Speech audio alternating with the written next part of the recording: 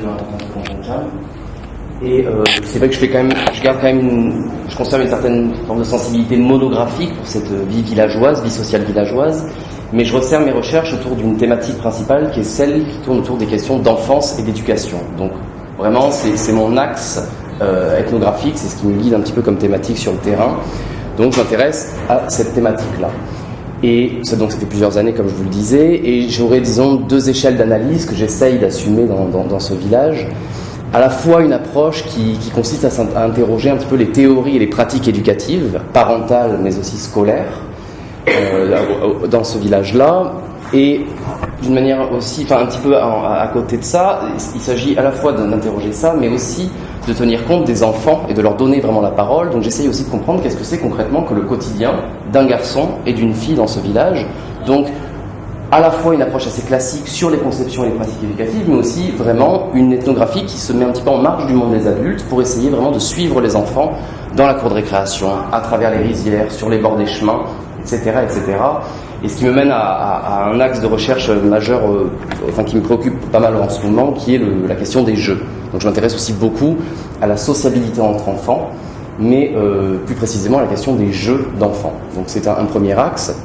Mais le deuxième, qui serait peut-être plus politique, et qui là s'inscrit dans une anthropologie plus du global, de la globalisation, c'est aussi de ne pas isoler du tout cette vie villageoise. C'est pour ça quand je vous dis une sensibilité monographique, c'est dans une certaine mesure.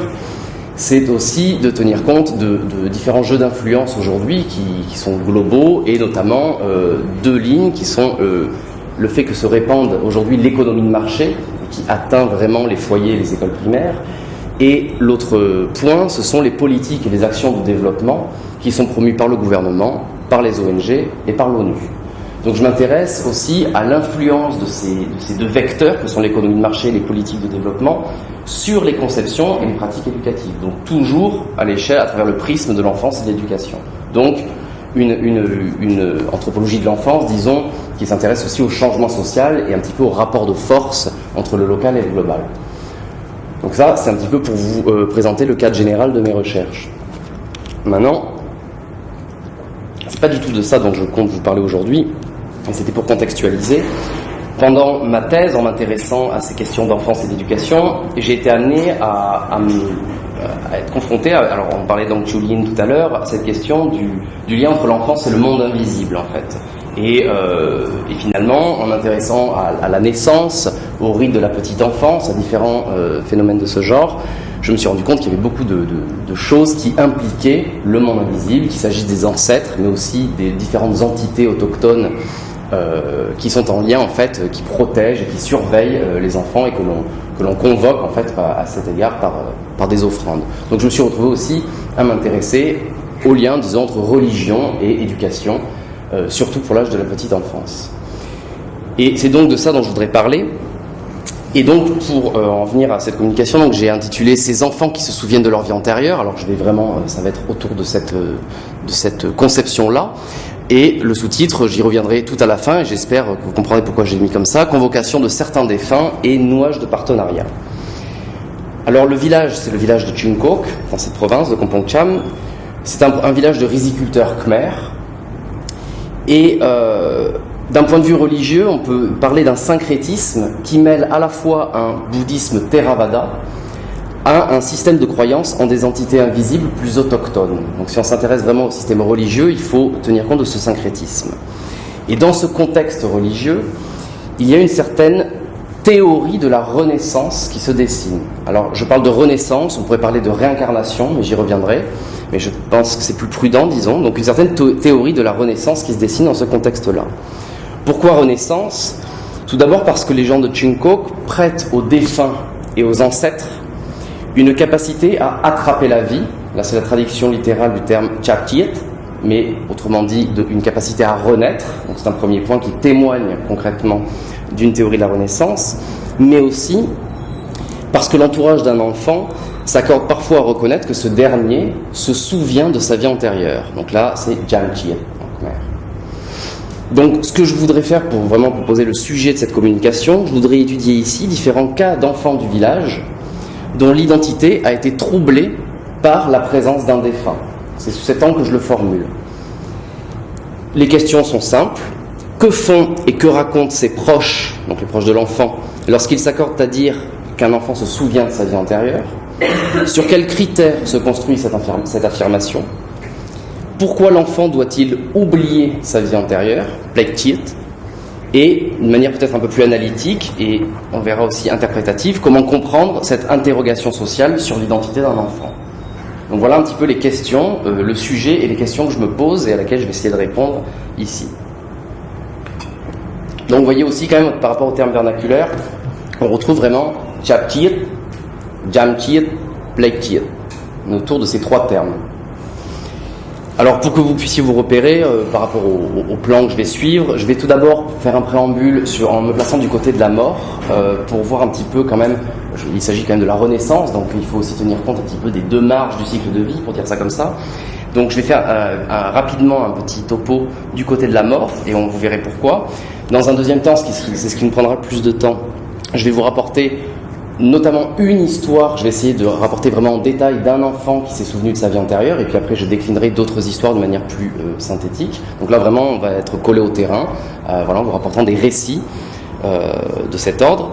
Et enfin dans un troisième temps, j'essaierai un petit peu de voir qu'est-ce qu'on peut faire de ces différentes histoires, et comment est-ce qu'on peut les analyser. Donc j'essaierai de proposer une analyse et de mettre en lumière à la fois certaines constantes, ça me paraît intéressant d'essayer de voir un petit peu ce qu'on retrouve à chaque fois, et éventuellement d'avancer certaines interprétations, et là vous me direz, on pourra en discuter après. Bien, alors dans un premier temps, un préambule que j'intitule la traçabilité des défunts. Alors c'est vrai que si on veut être un peu précis sur la question de, si on veut essayer de témoigner empiriquement, alors Hank Julian l'a beaucoup fait, je vous renvoie à ses travaux par rapport à ça, mais de manière empirique, ce qui témoigne d'une théorie de la Renaissance, c'est qu'on se rend compte que les principes vitaux, donc les principes vitaux sont les principes un petit peu immatériels qui animent la personne, donc c'est le terme prollen en khmer. Je ne m'étends pas trop là-dessus, si vous voulez plus de détails, vous n'hésitez pas à me demander. Et on se rend compte qu'il y a plusieurs étapes rituelles au moment du décès d'une personne qui vont marquer un accompagnement des principes vitaux, et dans une certaine mesure, qui vont essayer de les accompagner pour justement assurer la possibilité de leur retour. Donc là, on voit vraiment des pratiques qui permettent de témoigner concrètement d'une théorie de la Renaissance. Je ne vais pas m'étendre sur tous ces rites, et je vous renvoie là aux travaux d'Hank Julian, mais il y a quand même un moment qui me paraît intéressant par rapport à notre sujet, qui est la période de l'agonie.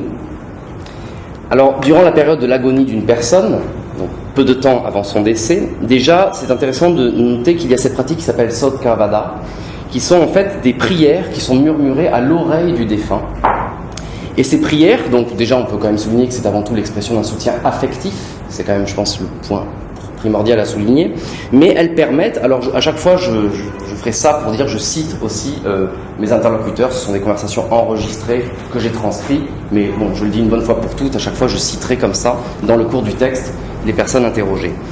Donc ces prières permettent aux principes vitaux de se rassembler, de ne pas entrer dans un état de confusion. Donc là je cite, le mourant doit comprendre qu'il ne dépend que de lui-même, qu'il est impermanent. Il doit accepter sa nouvelle condition et renoncer à résider parmi les siens. Donc là, je montre ça pour montrer que la période de l'agonie est déjà ritualisée, qu'on se préoccupe des principes vitaux du défunt, qu'il faut un petit peu les situer, les localiser. Mais une autre pratique de soins qui me paraît tout à fait intéressante par rapport à notre sujet, c'est le fait, il est assez fréquent que l'on marque, qu'une personne proche du défunt marque son corps d'une trace faite à l'encre, à la suie ou au charbon. Donc on dit dao en khmer. Donc, et ce qui est intéressant, c'est que ce que précisent souvent les personnes que j'ai pu interroger là-dessus, c'est que on fait ça à ce moment-là, c'est pour ça que je parle de l'agonie, c'est que les principes vitaux ne l'ont pas encore quitté. Donc on marque son corps, tandis que les principes vitaux ne l'ont pas encore quitté, il n'a pas encore rendu son dernier souffle. On marque pour se souvenir, on marque pour le reconnaître, s'il revient. Donc par exemple, une mère de famille confiait qu'elle avait marqué le corps de sa vieille tante, qui lui était chère, afin d'identifier son éventuel retour dans l'entourage, pour savoir chez qui elle allait renaître.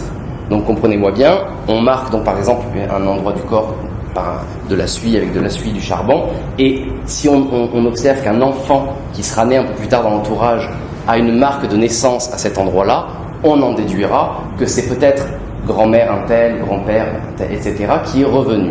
Donc là, on voit vraiment une pratique qui témoigne clairement, là aussi, de la théorie de la Renaissance, mais là, on peut dire de réincarnation. De réincarnation, pourquoi? Parce que dans réincarnation, il y a le côté plus charnel et plus matériel. C'est-à-dire que réincarnation, il y a aussi l'idée que les principes matériels reviennent, le corps revient. Et donc là, s'il y a cette marque faite sur le corps, là, on peut vraiment parler de quelque chose de matériel. Je ne sais pas si vous me suivez par rapport à ça. C'est pas cutanée, c'est pas une scarification.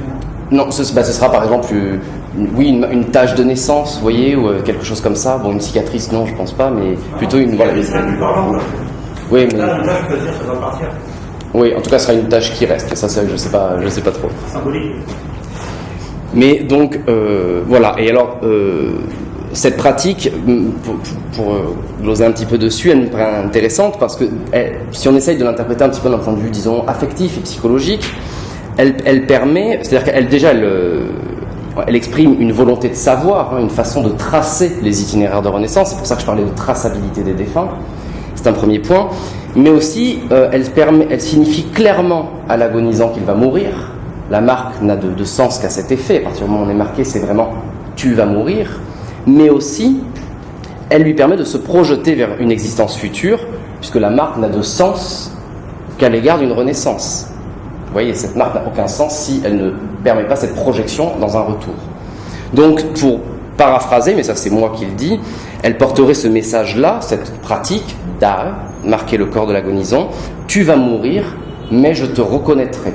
Et pour le dire d'une manière peut-être un petit peu plus, pour souligner le côté un peu poétique de l'affaire, c'est tu vas mourir, mais je ne t'oublierai pas. Voilà. Donc je pense que c'est pour ça que je vous disais qu'il témoigne d'abord d'un soutien affectif. Bien. Je ne m'étends pas plus, mais donc, comme je vous le disais après, pendant les 7 jours qui vont suivre le décès, hein, il y a la cérémonie où on complète les 7 jours, hein, comme Rop Prampeltmai, il va y avoir différentes étapes rituelles qui vont accompagner les principes vitaux qui auront là quitté le corps du défunt pour assurer son retour.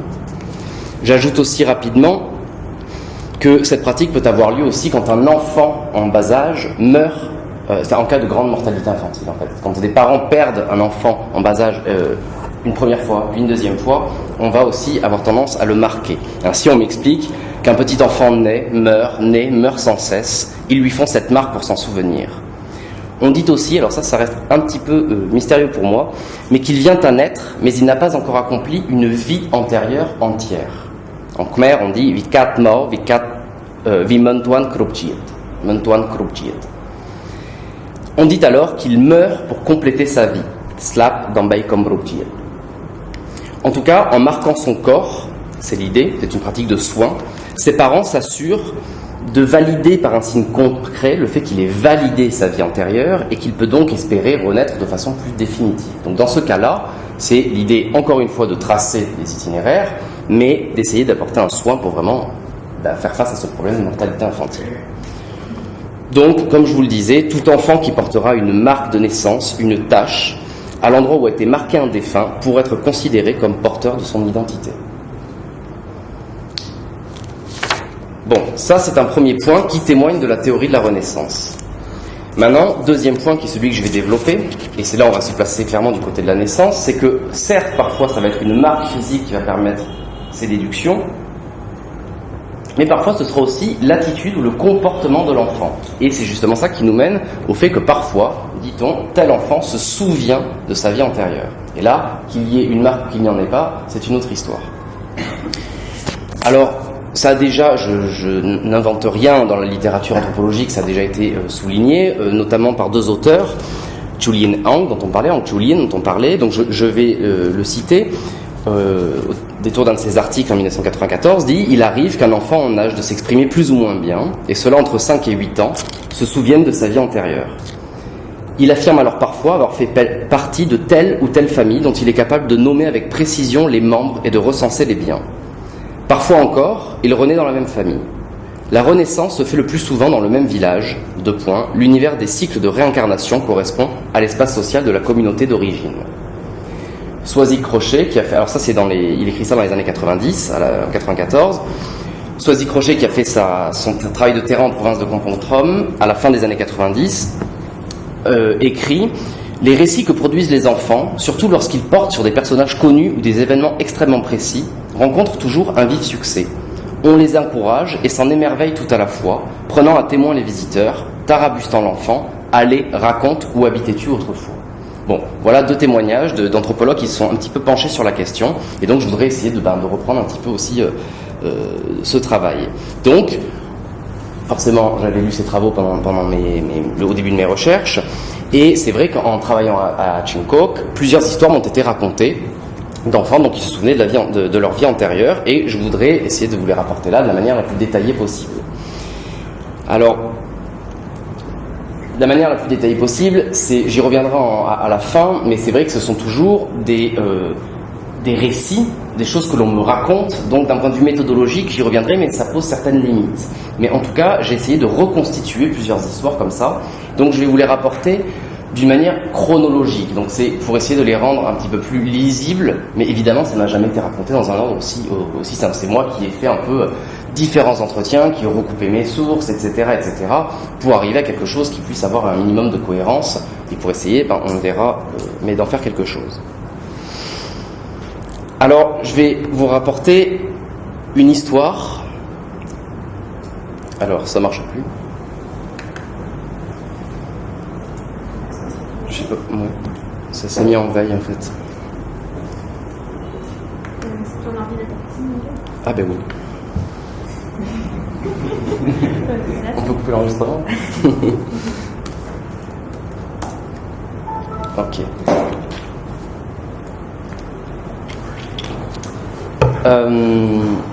Donc une histoire, alors je vous préviens, il va falloir s'accrocher un petit peu, je vais essayer d'être clair, parce qu'il y a plusieurs protagonistes, donc je vais essayer d'être le plus clair possible. Donc, une histoire que j'ai reconstituée, et que j'intitule « Renaître chez la cousine d'une femme convoitée, mais manquée ».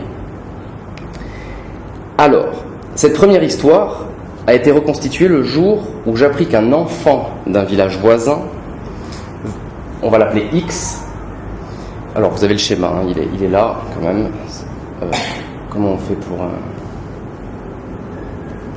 sortir? Super. Excusez-moi. Oui. Il y a moyen de stopper la clé parce que ça caille. Ah voilà. Ouais, enfin, ouais. Merci. Alors voilà le schéma qui permettra de mettre un peu d'ordre. Donc, un enfant d'un village voisin, donc on va appeler X, venait de rendre visite à la famille de son épouse antérieure, qu'on va appeler B. Il était, à ce moment-là, accompagné par son grand-oncle maternel, qu'on va appeler Y. Je vais y revenir. Plusieurs personnes sont impliquées dans cette affaire, et donc ont été interrogées. Les parents antérieurs de X, A, vous avez sous les yeux, les beaux-parents antérieurs de X, B, et donc, quand je parlais de l'épouse antérieure, je les regroupe sous le terme B, un couple voisin de A et B, C, et quelques enfants de ces familles, mais aussi qui sont un petit peu dans les environs. J'ai passé aussi du temps à en discuter avec les enfants. Voilà un petit peu les personnes que j'ai interrogées. Et donc, voilà, les enfants du voisinage. Alors, ce qu'il faut observer, c'est que le père antérieur A et le beau-père antérieur B sont frères. Et les voisins C entretiennent un lien de parenté avec ces derniers. Ce qu'il faut donc noter, c'est que A, le fils de A, qui est devenu X, je vais vous expliquer pourquoi, et s'était donc marié avec sa cousine, la fille de B. Bien. Donc, pour différentes raisons que je vais vous rapporter là dans un ordre chronologique, ce jour-là, tout le monde s'est entendu pour reconnaître en cet enfant, X, la réincarnation du fils de A qui était mort 2 ans auparavant. Jusque-là, ça va? Donc, je reconstitue l'histoire. Cet homme, fils de A, était marié depuis 2 ans à sa cousine, fille de B, lorsqu'il est mort dans un accident de moto. Il était atteint d'une maladie chronique, il était parti consulter un praticien dans un village à quelques kilomètres, et sur le chemin du retour, il perd le contrôle de son véhicule et percute la barrière en ciment de l'école primaire du village d'à côté. Alors, précision un petit peu de l'ordre du détail, mais selon les enfants, c'est parce que quelque chose lui aurait brouillé le regard. Donc, je fais allusion à l'expression Bombang-Knek, qui est souvent utilisée quand on dit qu'un esprit de mort te brouille le regard. Kmau, Bombang-Knek. Mais bon, c'est secondaire. En tout cas, quelque chose lui aurait brouillé le regard, et c'est pour ça qu'il aurait eu cet accident. Et il est mort dans l'ambulance. Puis, 1 mois après le décès, Une personne est apparue en songe à une femme du village voisin. D. Alors j'ai oublié de la dessiner ici parce que vous la verrez sur le schéma suivant. Mais ici on a un village, et donc là on a un village voisin, et donc D est ici. Alors, elle est apparue en songe, cette personne. Alors, quand je dis ça, tu l'as rapidement évoqué par rapport aux rêves, c'est quelque chose d'assez courant, ce qu'on appelle les rêves annonciateurs de grossesse. C'est une forme de littérature orale très très répandue au Cambodge, que souvent, alors même les hommes les font, mais souvent ce sont quand même les femmes, on rêve et d'une personne qui demande à venir vivre avec Somna Kimui. Donc souvent on explique un petit peu la grossesse aussi en partie de cette manière, en disant, donc si on fait une typologie, on a souvent deux types de rêves. Soit une personne est apparue en songe et m'a demandé de venir vivre, soit une personne est apparue en songe et m'a donné un bijou. Souvent, alors vous aviez des traités, des rêves, alors si on a une chevalière, ça va être un garçon, enfin, toute une littérature autour de ça. Mais donc, ces rêves sont assez fréquents. Donc là, c'est ce qu'on mobilise comme littérature dans cette histoire. Donc, une personne est apparue en songe à cette femme du village voisin qu'on va appeler D. Bien. D est alors tombée enceinte et a donné naissance à X. C'est quelque temps après, alors que cet enfant X avait à peine 2 ans, qu'il a rendu visite à la famille de son épouse antérieure, comme je vous l'ai dit. Il accompagnait son oncle Y qui revenait à moto de la pagode de Phnom. Donc c'est là, on le devine, mais c'est une moto qui est dessinée là, avec X et Y sur la moto. Et en passant devant le village, ça c'est ce qu'on m'a raconté à chaque fois, le petit a montré une maison du doigt. Le vieil oncle s'est arrêté pour comprendre, puis a posé l'enfant à terre. Cet enfant s'est alors dirigé de lui-même en direction de la maison B. 2 ans. Alors, ça c'est moi qui le dis, mais après quelques probables échanges de paroles, on imagine, entre le grand-oncle et les propriétaires de la maison, le petit est monté dans la maison et est allé se coucher dans la chambre intérieure, c'est la chambre qui a plusieurs fonctions, qui est notamment réservée aux jeunes époux après le mariage, etc. Donc il est monté et est allé se coucher dans la chambre. Je cite, il savait, il est monté et est allé dormir. Une personne qui n'a jamais connu cet endroit, comment tu expliques qu'elle entre dans cette maison et aille dormir dans la chambre intérieure? Et tandis qu'il dormait, des larmes ont coulé. Ong a eu peur. Il l'a porté hors de la chambre. On ne savait pas pourquoi cet enfant pleurait, m'explique l'épouse de Ong, en l'occurrence C. On a eu peur que leur enfant se mette à avoir de la fièvre.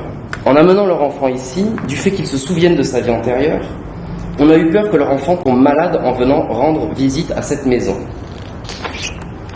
Alors, j'y reviendrai, mais cette question de tomber malade est tout à fait récurrente en lien avec ces histoires de souvenirs de la vie antérieure.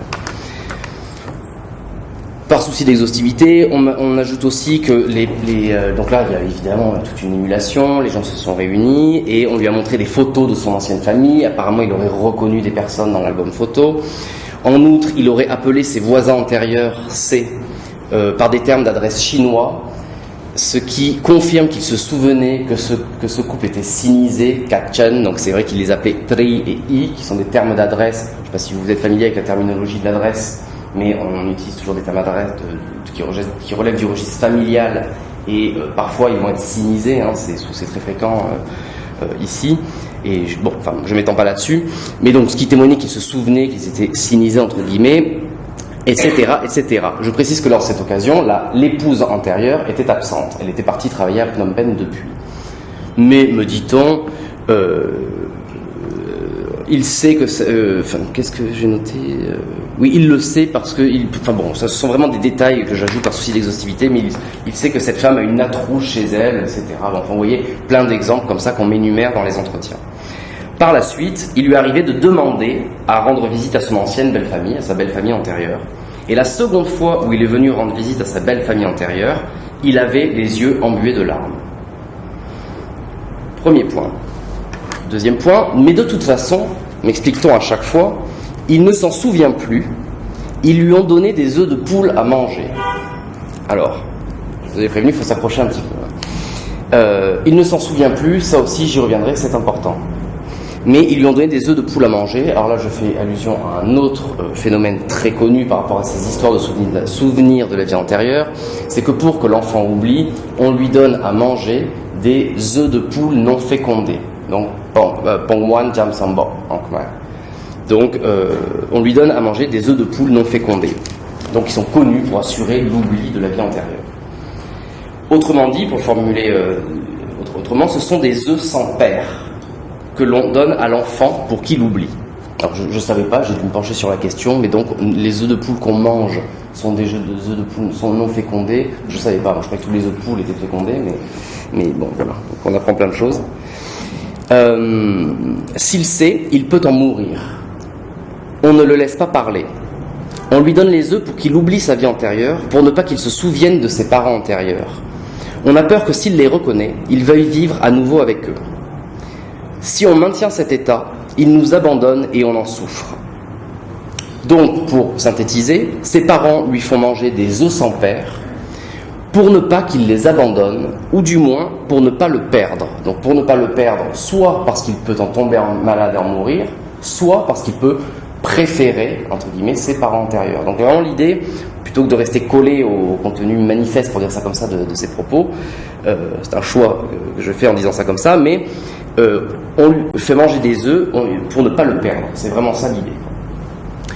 Or, et c'est là où on arrive à quelque chose peut-être un petit peu plus critique, j'apprends par la suite que le fils de A, donc devenu X, avant d'épouser sa cousine, entretenait une relation sentimentale avec E. C'est la dernière lettre.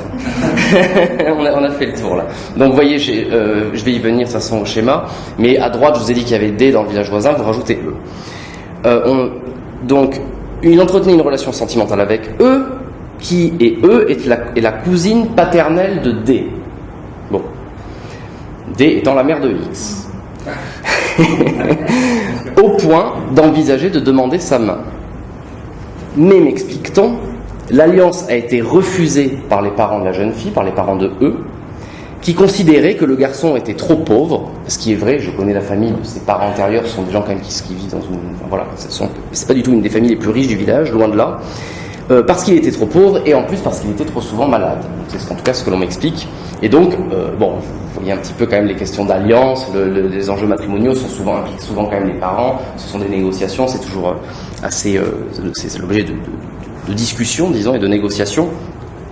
Donc l'alliance avait été refusée. Donc là, ce qu'on peut retenir, c'est que le fils de A, avant d'épouser sa cousine, entretenait une relation sentimentale avec la cousine de D. J'ajouterai, et j'arrive à la fin, je vous rassure, que le père de E, donc l'oncle paternel de D, est un officiant laïque de pagode. Alors je ne sais pas si vous voyez ce que sont les officiants laïcs de pagode, ce sont les gens que vous voyez souvent habillés en blanc et noir dans les cérémonies, ce sont, pour dire ça un peu grossièrement, des prêtres laïcs, c'est-à-dire que ce sont des gens qui jouent un rôle fondamental en tant que médiateurs entre les pagodes et les foyers. Et donc ce sont vraiment les chefs d'orchestre des cérémonies. Et à mon sens, même peut-être plus que les moines. C'est-à-dire que ce sont vraiment eux qui gèrent le déroulement, les changements de rythme du rituel, etc. Et ils jouent un rôle énorme dans tous ces partenariats qui se créent dans les cérémonies, à la fois les cérémonies privées, comme par exemple le mariage, mais aussi les cérémonies publiques. Et quand vous assistez à des cérémonies dans des pagodes, vous voyez que ce sont eux qui mènent la danse. Et les moines jouent un rôle évidemment à côté, mais qui relève de la parole, mais les types de paroles ne sont pas les mêmes. Et je pense que les achas assurent aussi une parole de prière complémentaire à celle des moines, mais aussi vraiment une parole partenariale. Donc je souligne ce point parce que souvent les achas sont des personnes qui ont du réseau. Souvent les achas connaissent beaucoup de monde. Donc je pense que c'est pas inutile, je dis pas que c'est un facteur déterminant dans cette histoire, mais c'est quand même intéressant de souligner ça. Les achas sont quand même des gens qui ont vraiment beaucoup de connexions. Donc j'apprends que le père de l'homme défunt, A, connaissait ce vieil oncle Y et l'officiant et l'acha en question. Donc, pour le dire tout simplement, X ne s'est pas réincarné au hasard, les gens se connaissaient dans cette histoire. Donc, pour synthétiser, c'est ce que je viens de dire, on retiendra que cet enfant ne s'est pas réincarné au hasard, Et juste pour finir l'histoire, D a eu un autre enfant par la suite, puis elle a suivi son mari, donc elle a quitté le village, elle est partie vivre sur une des îles sur le Mékong, à moins de 10 km, et aujourd'hui cet enfant a environ 8 ans. Voilà. Mais donc, pour conclure, selon les personnes interrogées, X est la réincarnation du fils de A, et a demandé à revenir dans la famille de cette femme dont on lui avait refusé la main. Voilà moi ce que je retiens, si vous voulez, de toute cette histoire. Alors oui, pardon, je vous donne le deuxième schéma qui est complet. Le voici. Donc vous voyez un peu, si on suit la chronologie, on a A. Donc petit 1, relation sentimentale entre le fils de A et la fille de E. 2, le fils de A épouse sa cousine. Donc 3, bon, il y aurait un 2, il meurt. 3, renaissance du fils de A chez D. Et 4, X rend visite à sa famille antérieure. Donc voilà un petit peu comment on pourrait résumer la trame en fait de ce récit tel que je l'ai reconstitué. Vous me dites si je vais trop vite, hein, on peut prendre le temps de regarder. Bon, alors ça c'était histoire de rapporter une histoire un peu en détail. Je ne vais pas faire ça pour toutes les histoires, j'ai encore plus à peu près 10 histoires dans le village, donc je ne vais pas non plus vous asséner d'informations empiriques, mais donc si vous voulez, moi je prends cet angle analytique vraiment de qui renaît et chez qui, c'est quand même ça qui m'intéresse particulièrement. Donc on a par exemple une autre histoire où alors X, fils de A durant sa vie antérieure, est revenu chez la fille de la cousine de sa mère antérieure. Je le reformule, renaître chez la nièce de sa mère antérieure. Voilà, donc on voit encore une fois qu'on renaît dans un réseau, comme le soulignait Yang Chu-Yin, un réseau quand même d'affinité au sens large, entendu au sens large. Autre cas, un enfant qui renaît chez une belle-sœur de sa mère antérieure. Vous voyez, encore un exemple. Autre exemple, cette fois, là, je le rapporte un petit peu en détail parce qu'il ajoute quelques autres éléments intéressants, mais je serai plus court. Mei, fils de Hong, est d'après ce dernier la réincarnation de son propre père. Je sais ça de ma mère. Elle m'a dit qu'elle a vu mon père en songe et que celui-ci n'irait pas vivre avec d'autres, il viendrait vivre avec ses enfants. Puis on a eu Mei, et on a vu qu'il avait une marque sur le corps provenant de sa vie antérieure, dû au fait que mon père avait été tué d'une balle touchée à l'estomac. Donc là, dans le courant des années 70. C'était au début des années 70, pendant les affrontements pré-régime Khmer Rouge. Cet homme était un militaire gradé, et durant les affrontements donc, du début des années 70, c'est ce qu'on me raconte, il reçut une balle dans le ventre, tandis qu'il traversait un champ, non loin de la frontière vietnamienne. Il est mort peu de temps après, et son corps a été ramené dans sa province natale, à Kampong Trom, pour la cérémonie funéraire. J'apprends ensuite que cet homme s'était séparé de son épouse alors qu'elle était enceinte de Hong, donc le père, depuis 6 mois. Donc Hong n'a jamais vraiment connu son père. Il me dit que celui-ci lui avait rendu visite 1 ou 2 fois durant son enfance. Son père est donc, à en croire la mère de Hong, c'est lui qui rapporte les propos, c'est sa mère qui le dit de son point de vue, et donc son père est revenu en la personne de son fils. Mais il ajoute, mais il ne s'en souvient pas, il ne sait pas, on ne lui dit pas, car si on lui dit, il va savoir qu'il est mon père et ne va plus m'écouter. Il ne faut pas qu'il me reflète. Alors ça, cette idée est revenue dans d'autres récits, en d'autres occasions, des personnes affirmaient que dans ces situations où un parent renaît chez ses descendants, il est difficile d'éduquer son enfant. Bien. Donc évidemment, là, bon, il faut... je vais y revenir après, mais c'est pas dans une fascination pour ces récits, mais c'est vrai que concrètement, Hong aurait donc donné naissance à son propre père. Donc ce qui pose quelque peu un trouble dans l'ordre générationnel, c'est le moins qu'on puisse dire. Bien. Donc, je ne m'étends pas, si vous voulez, vous voyez, je pense à peu près l'idée, et je vais avancer un petit peu. Alors évidemment, ça sont des récits donc j'ai reconstitués comme je vous le disais, mais bien évidemment je me suis posé la question, et les enfants ont tout ça quand même, ces enfants qui se souviennent de leur vie antérieure. Alors déjà, ce genre de récit circule tout à fait librement dans la société enfantine, pour l'appeler comme ça, Donc pour les enfants, oui, certains se souviennent de leur vie antérieure, certains non. Alors je cite, dans ma classe, King, il se souvient de sa vie antérieure. Et il m'a raconté, lors de ma vie antérieure, j'étais une fille. Mais après avoir attrapé la vie, après m'être réincarné, j'étais devenu un garçon. Il raconte un garçon de 10 ans. Depuis cet enfant s'est noyé parce qu'il se souvenait de sa vie antérieure, précise-t-il. S'est noyé parce qu'il se souvenait de sa vie antérieure.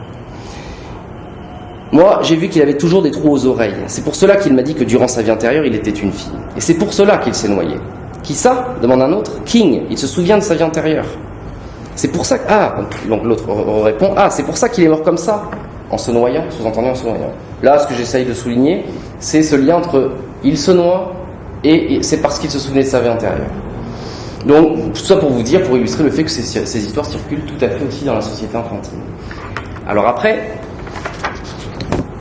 Une limite, mais j'y répondrai à la fin, moi ça ne me paraît pas du tout surprenant, c'est que finalement j'ai jamais rencontré d'enfant qui affirmait, enfin c'est pas vrai, j'ai rencontré notamment je connais une petite fille de 9 ans qui dit oui, moi ma mère elle me dit que j'étais grand-mère machin, et que voilà que j'étais ça avant, etc. Donc elle reprend les propos de ses parents, donc on peut trouver des histoires comme ça, mais c'est vrai que je vais essayer de le montrer, vous verrez si... vous êtes convaincu ou pas, mais je pense que c'est surtout une histoire d'adulte, ce dont je vous parle là. Mais c'est vrai, je pense quand même que là c'est une limite, et ce serait intéressant de le poursuivre, ce serait de basculer un petit peu dans le champ de la psychologie, et quand même, donc ce que je n'ai pas fait, mais d'essayer de voir en fait concrètement, cet enfant dont tout le monde s'accorde à dire qu'il se souvient de sa vie antérieure, alors qu'est-ce qu'il en pense ? Qu'est-ce qu'il a à en dire ? Mais là, je vous dis, on bascule dans le champ de la psychologie, parce que moi, quand je l'ai fait, je me suis retrouvé finalement face à des gamins qui ne font que reprendre cette littérature, j'expliquerai pourquoi, mais je considère ça comme de la littérature, et donc qui le reprennent à leur compte, mais finalement, ce sont leurs parents qui le disent. Voilà. Donc, je pense que c'est pas la peine de forcer en disant mais vas-y raconte-moi, tout le monde dit que tu te souviens tu te souviens de ta vie antérieure, etc. C'est pas le bon angle que d'insister comme ça. Après, ce serait un bon angle d'un point de vue psychologie, en termes de biographie, voilà, en termes vraiment de tout le monde te dit ça, qu'est-ce que ça te fait quoi. Mais là, je suis pas du tout, pas encore du moins parvenu à cette échelle d'analyse. Bon, voilà pour ce deuxième point. Alors, avant de passer au troisième, est-ce que vous avez des questions, des choses qui n'ont pas été claires dans ces histoires que je vous rapporte ? Une question, je comprends pas le lien de cause à effet entre le fait de se souvenir de sa réincarnation et un décès éventuel. Ils sont dans une société bouddhiste, donc a priori tout le monde vient d'une vie mentale. C'est pas pour ça qu'ils meurent. Oui, mais alors justement, oui. Pardon ? La différence, c'est de s'en souvenir ou pas. Voilà, déjà, c'est cette différence-là. Après le bouddhisme, je vais y revenir un petit peu. Mais c'est justement, vous anticipez en fait sur ce que je vais dire, mais c'est que ce qu'on observe souvent, et voire même, enfin moi en tout cas, à mon échelle méthodologique toujours, c'est un lien entre un problème, une menace funeste, et le fait de se souvenir de sa vie antérieure. Le lien de cause à effet, je ne pourrais pas vous le donner, j'en ai aucune idée, mais c'est vrai que ce que j'observe à chaque fois, c'est toujours, il y a une histoire de menace. Il y a quelque chose d'un peu morbide, pour dire ça comme ça. C'est le mauvais augure de se rappeler. Voilà, voilà. Mais je vais y venir, je vais justement essayer de tirer un petit peu, pour dire ça comme ça, un idéal type de ces différents récits. Mais c'est vrai qu'on retrouve toujours cette histoire d'un danger de mort, et comme ces enfants qui spontanément dans la conversation disent « Ah, mais c'est pour ça qu'il s'est noyé ». Et donc pour eux, eux le font, le lien de cause à effet, c'est ah oui, ben c'est parce qu'il se souvenait de sa vie antérieure, évidemment. Donc il y a vraiment cette représentation il y a un danger, du fait de se souvenir, et c'est pour ça que l'enfant doit oublier, entre autres. Mais je vais justement là maintenant entrer à une échelle un peu plus analytique, et on va y revenir. Et vous me direz si ça répond un peu mieux à votre question. Donc j'en viens au troisième et dernier point. Cette question donc de l'interrogation sur l'identité, et je pense que quand même la question, à mon avis principale dans cette affaire, mais ça c'est moi qui le dis, c'est qui revient. Je pense que c'est quand même ce qui intéresse tout le monde. Qui revient. C'est ce qui est vraiment important. Alors je vais, dans cette analyse, je vais la décliner en deux. Alors j'en viens à la première, alors je vous donne mes sous-titres, c'est un texte que je suis en train d'écrire, donc, voilà, donc je formule sous la forme d'un paradoxe, c'est une mémoire à oublier. Alors, Rappelez-vous qu'on est quand même dans le cadre d'une ethnothéorie de la Renaissance, hein, toujours vraiment dans ce cadre-là que j'ai exposé au début. Et donc ces récits sont enracinés dans une théorie de la Renaissance. Et ces récits expliquent que certains enfants du village se trouvent parfois porteurs de l'identité d'un défunt. Soit parce qu'ils en portent une marque physique, soit parce qu'ils s'en souviennent. Selon une grand-mère du village, ce qu'il était dans sa vie antérieure, leur enfant, il nous le raconte. Il nous dit « J'étais l'enfant de celui-ci, l'enfant de celui-là ». Alors, ces récits, il me semble, convoquent dans le temps présent l'identité d'un proche défunt. Ils le rendent ainsi un peu plus vivant, d'une certaine manière. Et donc, si vous voulez, là, ce qui me semble intéressant, et c'est pour ça, donc, on revient un peu au titre, convocation de certains défunts, cette idée de convocation me paraît intéressante parce que c'est vraiment l'idée de rendre présent dans l'ici et maintenant. Donc, ces récits permettent peut-être, donc là, je commence un petit peu quand même à interpréter, mais permettent de le rendre un peu plus vivant, permettent peut-être d'apaiser un sentiment de nostalgie, de revenir sur un regret, d'approfondir un deuil, et d'une manière plus générale, d'offrir un moyen imaginaire de vivre et de rejouer ce qui n'a pas pu être vécu. Donc ça, c'est une interprétation de ma part, c'est une hypothèse qui se placerait plutôt d'un point de vue fonctionnel. Donc là aussi, c'est un choix. Mais donc que ces récits seraient là pour permettre un petit peu de performer une mémoire. En rendant un petit peu vivant, en rendant présent le défunt, je peux rejouer des choses que je n'avais pas réussi à bien traiter et qui sont restées peut-être un petit peu coincées, pour dire ça un peu basiquement. Donc l'idée de performer une mémoire. C'est un premier point que je voudrais souligner. La deuxième, c'est quand même cette ambiguïté qui est que cette capacité à se souvenir de sa vie antérieure doit être provisoire. C'est-à-dire que l'enfant doit se souvenir de sa vie antérieure, mais pour l'oublier. Donc on a là une sorte un petit peu quand même de paradoxe. Et s'il doit oublier sa vie antérieure, c'est pour trois raisons, moi, que je relève dans tous ces récits. À chaque fois, je pense qu'on peut vraiment, alors peut-être que d'autres chercheurs en trouveront d'autres, mais s'il doit oublier sa vie antérieure, concrètement, c'est pour trois raisons. 1, il peut préférer sa vie antérieure. 2, et c'est la plus fréquente, il peut en tomber malade et voire même en mourir.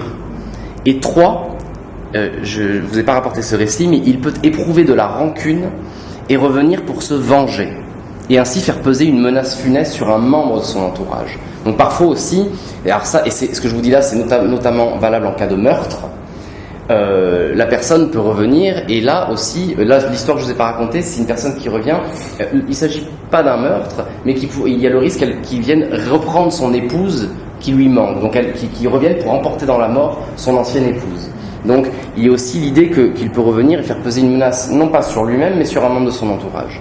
Donc voilà les trois raisons qui justifient le fait que l'enfant doit oublier sa vie antérieure. Donc comme je vous le disais, lorsqu'un enfant se souvient de sa vie antérieure, il y a donc le risque de le perdre ou de perdre un proche. Ce phénomène est inquiétant, il fait peser une menace sur une relation, sur un lien d'affinité ou de filiation. Il y a donc une menace sur une relation. Donc on peut supposer quand même, assez facilement il me semble, que ces récits introduisent une confusion dans l'ordre générationnel. Je pense que c'est quand même assez clair. Le fait, et peut-être si on reste d'un point de vue fonctionnel, qu'en introduisant une confusion dans l'ordre générationnel, ça incite aussi à y veiller, à cet ordre générationnel.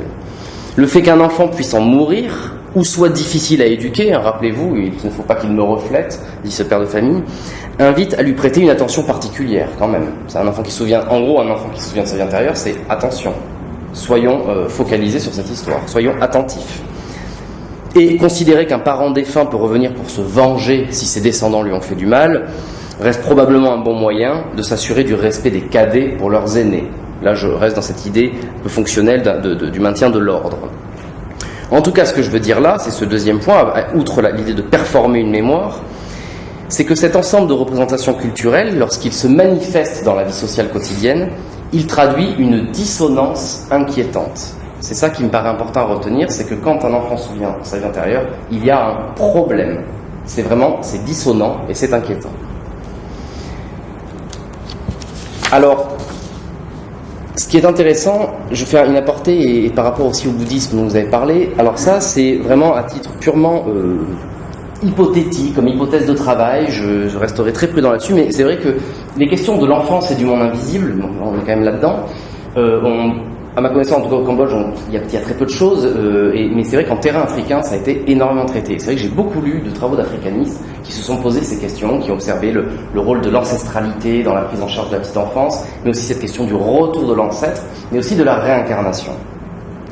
Et dans certaines sociétés de l'Ouest africain, donc si vous avez besoin des références bibliographiques, je vous les donnerai, l'identité d'un enfant, perçue comme le fait d'un retour, interroge parfois l'entourage de façon inquiétante en faisant peser une menace funeste. On observe ça dans beaucoup de travaux. On retrouve aussi dans ces sociétés la pratique du marquage du corps des enfants défunts afin de les reconnaître s'ils reviennent. Alors c'est vrai que en lisant tout ça, c'est vrai que j'ai été très surpris, en faisant vraiment un bond énorme du côté des africanistes, j'ai été vraiment très surpris de retrouver un paquet de correspondances avec ce que j'ai pu observer moi sur le terrain.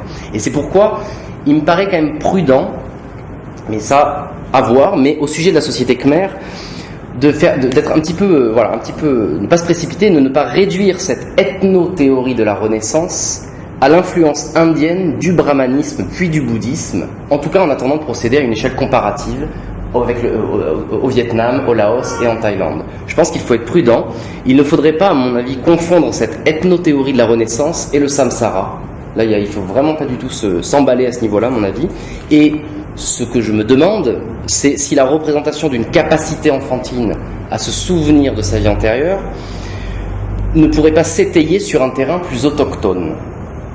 Donc, si vous voulez, et alors là, je ne m'étendrai pas, mais aussi, on pourrait pas mal gloser sur la question du karma. On entend beaucoup, alors aussi dans la littérature, alors je caricature, mais enfin, presque, les Khmers croient en le karma, c'est pour ça qu'ils interviennent peu sur la destinée de leurs enfants. C'est quelque chose qu'on lit quand même parfois et qu'on entend souvent. Et ça, moi, je suis très sceptique sur ce genre d'interprétation. Et surtout que le karma, quand on voit ce que c'est, quand on en fait l'usage, le terme kampi, il y a vraiment des choses à dire dessus. C'est pas souhaitable d'avoir du kam d'une certaine manière, d'un point de vue vraiment empirique. Et donc moi je suis très prudent sur cette interprétation. D'ailleurs, même tout simplement j'y adhère très peu, sur l'idée sur cette idée un peu culturaliste presque, parce qu'ils sont bouddhistes, parce qu'ils croient en le karma, qu'il y a une prédestination, on laisse les enfants un petit peu libres d'évoluer comme on intervient très peu, etc. Je suis pas du tout d'accord avec ça. Et d'une manière plus générale, pour revenir quand même à mon propos, là c'est plutôt une hypothèse de travail qu'une grande affirmation de ma part, parce que j'ai pas les moyens méthodologiques de le faire, mais je suis pour quand même une minimisation de la question de l'indianisation dans la compréhension des pratiques éducatives. Et notamment parce que c'est vrai qu'on peut observer quand même que, à certains égards, il y a une certaine permissivité parentale. On l'observe, c'est vrai. Même moi, je montrais en matière de déscolarisation, on voit aussi comment ce sont souvent aussi des enfants qui décident eux-mêmes d'arrêter l'école. Mais cette permissivité parentale, à mon avis, elle s'expliquerait ailleurs, et je ne pense pas qu'elle trouve ses explications dans le bouddhisme. Voilà. C'est en tout cas une hypothèse de travail que je voudrais avancer. Donc, cette question de la réincarnation en référence au bouddhisme, à mon avis, c'est vraiment très rapide. Et moi, je me pose la question de voir s'il n'y a pas quelque chose d'un petit peu plus autochtone qui s'affranchisse un petit peu de ce phénomène d'indianisation. Mais par contre, ça c'était évidemment à creuser. En tout cas, j'insiste sur le fait de pas trop, d'essayer de sortir un petit peu de ce côté. Ils sont bouddhistes, ils arrivent dans le karma, etc. Bon. Les trois inquiétudes que vous avez données, de toute façon, s'ils étaient vraiment bouddhistes, ils les auraient pas. Les trois exemples que j'ai donnés. Les trois inquiétudes. Ah oui. Pour des gens, et s'ils s'en rappellent, ça va poser problème de santé, ou même du chaos de la formation politique. Ils étaient vraiment bouddhistes. Pourquoi? Pourquoi s'inquiéterait de leur vie intérieure? Puis de toute façon, ils savent qu'ils les ont. Et puis quand ils ont eu des problèmes avant, ils sont censés les régler après. C'est ça qu'ils trimballent avec leur 40 ans. Mais peut-être d'un point de vue orthodoxe. Vous avez cité, ça peut savoir avec l'animisme qu'avec le bouddhisme. Peut-être, c'est en tout cas parce que là vous parlez d'un bouddhisme très orthodoxe en fait, quoi. Un bouddhisme officiel, oui, voilà, mais c'est vrai que. Officiel, traditionnel, comme. Mais voilà, mais après c'est vrai que c'est. Après c'est. En profondeur, c'est sur l'animisme. Oui, mais c'est vrai que, non, parce qu'il y a quand même, tout un travail qui a été fait où on voit aussi quand même, notamment dans les rites de la mort. Là, je parle du côté de la naissance, mais du côté de la mort, Il y a énormément de choses qui montrent l'impact de l'indianisation sur cette question de la Renaissance. Hein. Vous prenez le rite, Sion Sopierre travaille sur ça, sur la fête des morts, sur les boulettes de riz, le baïbon, tout ça, là on voit vraiment... Là vous êtes allé au rite, je sais pas si c'est un rite, c'est religieux, oui, c'est même pas religieux, c'est une philosophie. Oui. En tout cas, ce que je veux dire... Ça c'est vraiment, là, c'est une approche occidentale. On est tellement focalisé sur les rites qu'on oublie le cœur du Et après, on fait attention qu'au rite. Disons, voilà, s'ils respectent les rites, ils respectent la religion. Oui, d'accord. Mais c'est... Ils faisaient des rites, par exemple, en Europe, c'était... les parfaits, ils s'amusaient comme ça, ils faisaient des rites. Des trucs tellement originels que personne ne les reconnaissait. Tellement ils ont été labellisés et critiqués. Non, mais si vous voulez, il y a certains historiens qui essayent de voir un petit peu quels sont les jeux d'influence historique et de voir dans des pratiques, alors les rites, mais parmi tant d'autres, les rites c'est une porte d'entrée parmi d'autres, c'est de voir qu'est-ce qui relève de l'indianisation ou pas, si vous voulez, c'est plutôt ça.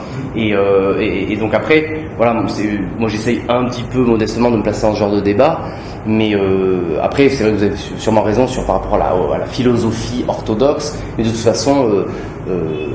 moi, ce qui m'intéresse, c'est vraiment la question du terrain. Et d'ailleurs, c'est pour ça que je vous ai dit un syncrétisme, non pas entre le bouddhisme Theravada, etc. C'est un syncrétisme entre un bouddhisme Theravada. C'est-à-dire que ici, c'est pas le bouddhisme avec un grand L ou avec un grand B plutôt. C'est vraiment, de toute façon, déjà, il y a une part d'hétérodoxie. Enfin, en tout cas, il y a déjà une modification.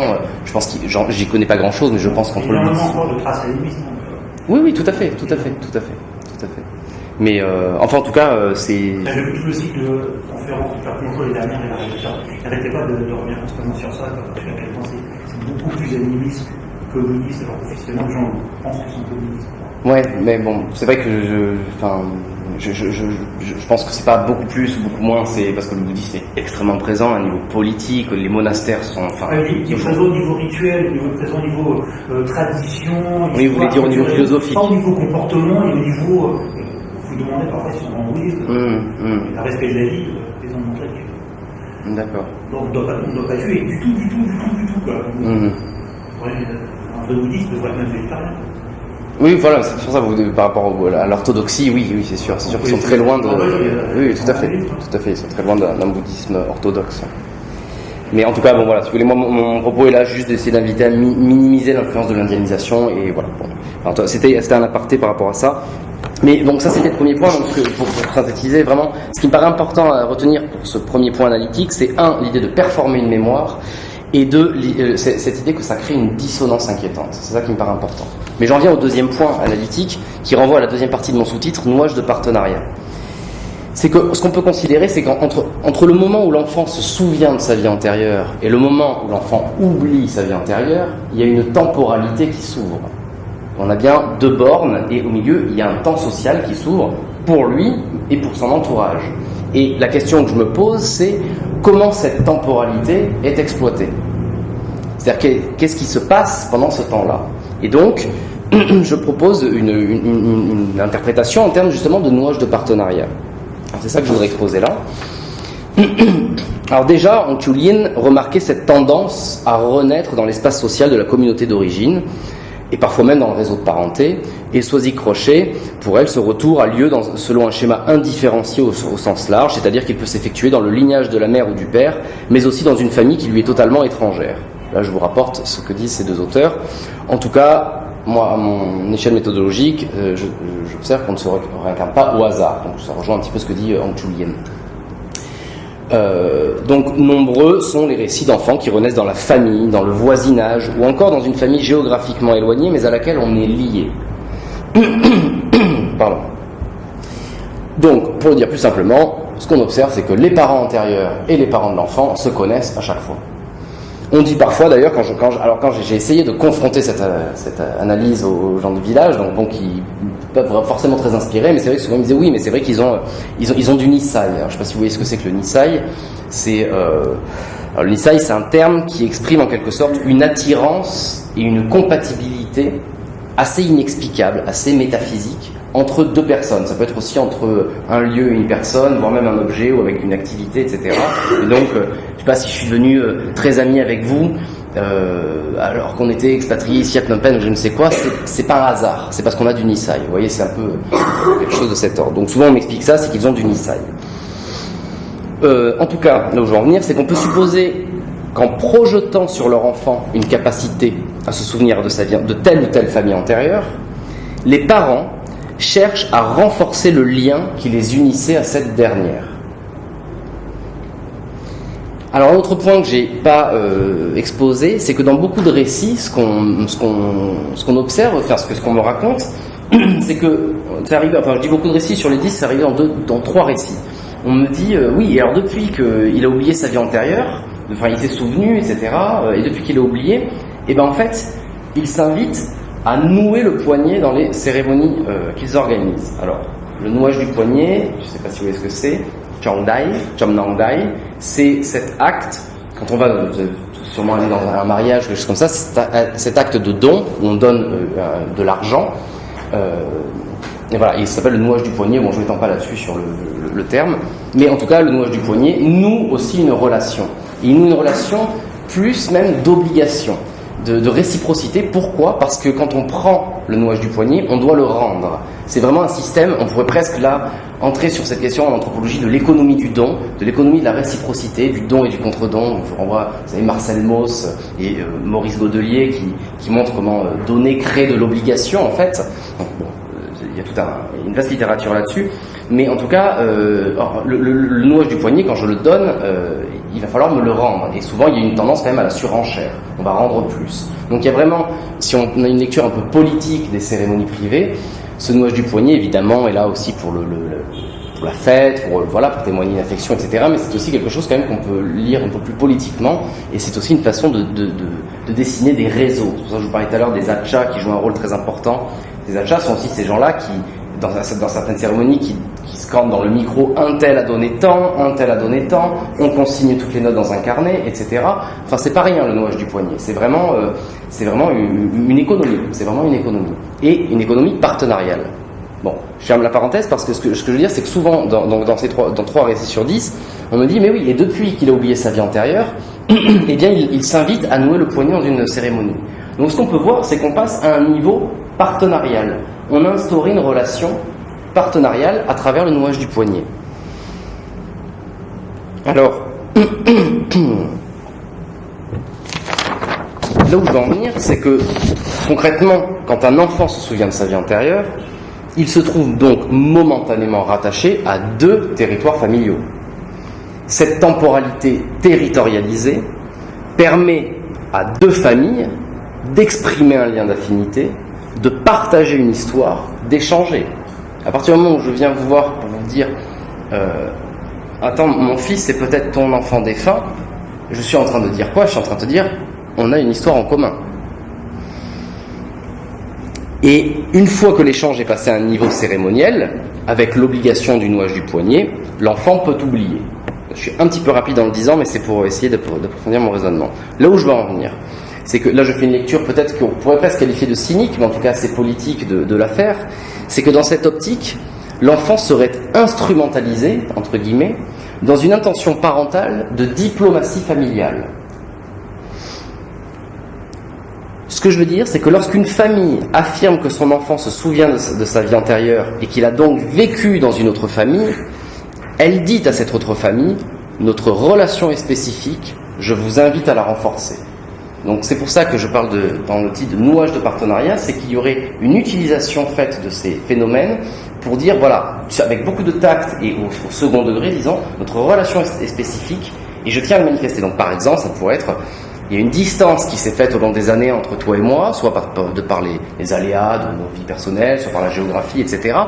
Et j'ai envie de te dire vraiment, il faut se rapprocher. Ou alors, ça peut être carrément une invitation, je te tends la main, je te tends une perche. Donc, est-ce qu'à toi de voir comment tu l'as saisi ou pas ? Et ce serait d'ailleurs intéressant au niveau ethnographique, ça je ne suis pas parvenu, mais de voir un peu plus en détail aussi comment les gens répondent. Si par exemple, je viens vous voir en vous disant, mon fils, il y a plein de choses qui laissent à penser que c'est votre ancien enfant défunt, de voir aussi comment vous vous positionnez. Est-ce que vous rentrez dans le jeu ou pas ? Il va y avoir tout un jeu aussi très subtil au niveau des interactions, de voir aussi comment je joue le jeu ou je le joue pas. Donc c'est une façon, c'est là où je parle de tact, c'est je pense, alors là vous voyez que je suis complètement dans l'interprétation, mais une façon de dire aussi, voilà, qu'est-ce qu'on fait ? Est-ce qu'on peut renforcer un partenariat ou pas ? Mais sans prendre de risques finalement. C'est-à-dire que je le dis, on voit un peu comment ça se passe.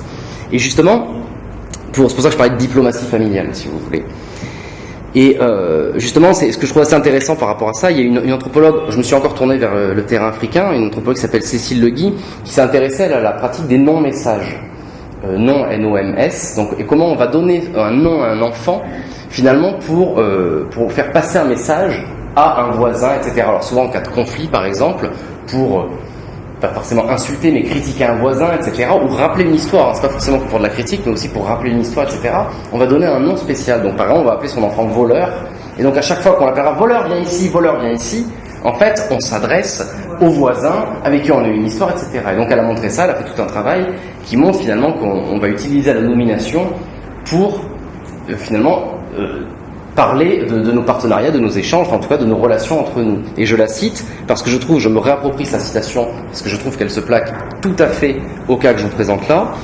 Chez les Bois du Mali, donc, elle travaille. L'enfant porte un message qui dépasse sa propre existence. Il sert de support à une communication qui ne le concerne pas vraiment. Donc voilà. Donc j'adopte moi ce choix. C'est pour ça que je disais qu'il y avait une certaine forme de cynisme, en tout cas de lecture politique, c'est que finalement je pense que dans cette affaire, et d'où ce que je vous disais tout à l'heure en vous disant et les enfants dans tout ça, je pense que l'enfant n'a pas grand chose à voir dans cette histoire. Voilà, alors l'idée principale était là, je vais pas m'étendre, mais je pense que, je sais pas s'il y a beaucoup d'anthropologues, mais c'est vrai que, enfin ici, mais en tout cas c'est vrai qu'il y a ça pourrait aussi résonner, si vous voulez, sans rentrer dans un domaine structuraliste ou quoi, mais il y a une anthropologue qui s'appelle Suzanne Lallemand qui a beaucoup travaillé sur la circulation enfantine. Alors elle s'est mise un petit peu dans la lignée de Lévi-Strauss. Alors Lévi-Strauss avait souligné la question de la circulation des femmes, de l'échange des femmes en matière matrimoniale, etc. Donc elle a posé ça, bon je maîtrise très mal la pensée de Lévi-Strauss, mais a posé ça comme un fondement de l'organisation des sociétés, etc. Et Suzanne Lallemand a ajouté une pierre à l'édifice de Lévi-Strauss, en même temps une nuance, en disant attention, il n'y a pas que la circulation des femmes qui est fondamentale en matière de parenté, il y a aussi la circulation des enfants. Donc elle s'est beaucoup intéressée à l'adoption et au fosterage, en montrant que la circulation des enfants était aussi une forme d'outil de l'échange, un moyen d'échanger. Et c'est vrai que je trouve ça intéressant. Moi, je trouve que ça résonne un petit peu ce que je dis là avec cette idée. C'est-à-dire qu'on pourrait se demander, si là ce dont je vous parle pas, je vous disais tout à l'heure, il est rattaché à deux territoires. Est-ce qu'il n'y a pas une certaine forme de circulation enfantine entre mon fils qui meurt puis qui renaît chez vous? Il y a quand même une forme de circulation. Donc je trouve que c'est assez intéressant. Mais c'est vrai que moi je ne me place pas du tout à ce niveau massif de Suzanne Lallemand. Je reste plus disons, à défendre l'idée d'une consolidation de relations. Je m'en tiendrai à ça. Et je voudrais formuler mon propos d'une manière claire. C'est qu'à mon avis, ces récits peuvent être considérés, donc déjà je les considère sous une forme littéraire, je fais le choix de considérer ça comme de la littérature orale, un choix qui est discutable, mais pour l'instant qui est celui que j'adopte. Donc ces récits peuvent être considérés comme l'expression littéraire d'une forme de circulation enfantine mise au service de stratégies partenariales. Donc ça, le propos que je voudrais défendre là. Les enfants qui se souviennent de leur vie antérieure sont prêtés, entre guillemets, puis repris, définitivement, une fois que l'échange s'est instauré à un autre niveau, notamment cérémoniel. Est-ce que ça vous paraît clair? Donc voilà le propos que je voudrais défendre, ce deuxième point. Et je vais terminer par une dernière observation. C'est quand même ce qui est intéressant dans toutes ces histoires. Ça c'est quand même vraiment, je trouve... j'espère que quelqu'un aura des idées pour approfondir ça, ou peut-être moi, j'en sais rien, mais en tout cas qu'il y a vraiment quelque chose à creuser. C'est que dans toutes ces histoires sans exception, il est question d'une affaire de mort prématurée. À chaque fois, la personne qui se souvient dans sa vie antérieure, elle est morte d'un accident de la route, d'une maladie à l'âge jeune, d'un meurtre, d'une noyade. Dans toutes les histoires, c'est ça. Alors, c'est vrai qu'il faudrait nuancer, parce que quand je vous parlais de la pratique du marquage du corps, là, c'est pas tout à fait vrai. Parce que puisqu'on peut marquer le corps d'un grand-père, d'une grand-mère qui est morte tout à fait normalement. Mais là, c'est vraiment dans cette histoire de souvenir d'une vie antérieure. Là, c'est vrai qu'à chaque fois, c'est quand même ce qu'on appelle une malmort. Alors, c'est un terme, en Khmer, on a le terme Taihang, qui désigne l'esprit d'un défunt mort prématurément, en fait. Et donc d'une mort violente ou d'une mort dite anormale. Donc, par exemple, les meurtres, c'est le cas le plus... ou les suicides, vous voyez, toutes ces choses-là. On a ce terme Taihang dans cet animisme dont vous parliez, c'est une entité assez connue et donc c'est un esprit assez violent en fait, quoi. Mais c'est vrai que donc, le terme mal-mort est assez consacré dans le jargon en anthropologie, mais c'est vrai que je pense que ce que signifie mal-mort, c'est mort prématurée. C'est quelqu'un qui n'a pas eu une vie, qui n'est pas mort naturellement, comme on dit, entre guillemets, quoi. Donc c'est quand même assez intéressant, je trouve, d'observer ça, qu'à chaque fois, ces histoires, il est question d'une mal-mort. Voilà. Et donc je pense que ça mériterait d'être creusé. Et on peut se demander, mais alors là, à titre purement hypothétique, si justement cette littérature n'a pas permis aussi à de nombreuses personnes qui ont perdu leurs proches sous les Khmers rouges, il y a eu énormément de meurtres, énormément de malmorts, justement ça n'a pas été aussi un recours pour des personnes qui, je vous disais, que ça permettait de performer une mémoire, de convoquer, je sais plus comment je l'ai terminé, mais de revivre, de rejouer quelque chose dans l'ici et maintenant, d'approfondir un deuil. On peut se demander aussi si en faisant revenir mon époux, mon fils, etc., dans une famille aujourd'hui présente, ça n'a pas aussi, je reste encore très fonctionnel dans mon analyse, mais une fonction un petit peu de mémoire et d'apaisement, en fait, quoi. On peut se poser la question, il n'y a pas eu de terrain, puis c'est peut-être un peu tard maintenant, ça commence à dater, mais dans les années 80, on peut se demander s'il n'y a pas eu beaucoup de récits comme ça, d'enfants qui se souvenaient de la vie antérieure. Vous voyez, il y aurait eu une augmentation voilà, en termes statistiques de ce genre de phénomène. On peut se poser la question, en tout cas. Bien, et enfin, pour approfondir, je suis pas du tout... les méthodes quantitatives me paraissent intéressantes, surtout en complément d'enquête et non pas en fondement d'enquête, mais je pense que ce serait intéressant d'adopter une échelle statistique plus générale. Moi, j'ai fait un choix qu'on appelle qualitatif, très micro-localisé, avec une dizaine d'histoires, mais je pense que ce serait assez intéressant, et pourquoi pas pour les étudiants qui mènent des terrains pour leur mémoire ou j'en sais rien, mais de partir et d'essayer d'avoir une échelle un peu plus quantitative, qu'on pourrait même traiter informatiquement, etc., et en posant 4 questions à laquelle il faudrait répondre, et d'essayer de voir en termes vraiment de stats ce que ça pourrait donner. Je vous donne les 4 questions qu'on pourrait poser à chaque fois qu'il y a une histoire d'enfant comme ça. Qui était le défunt et comment est-il mort?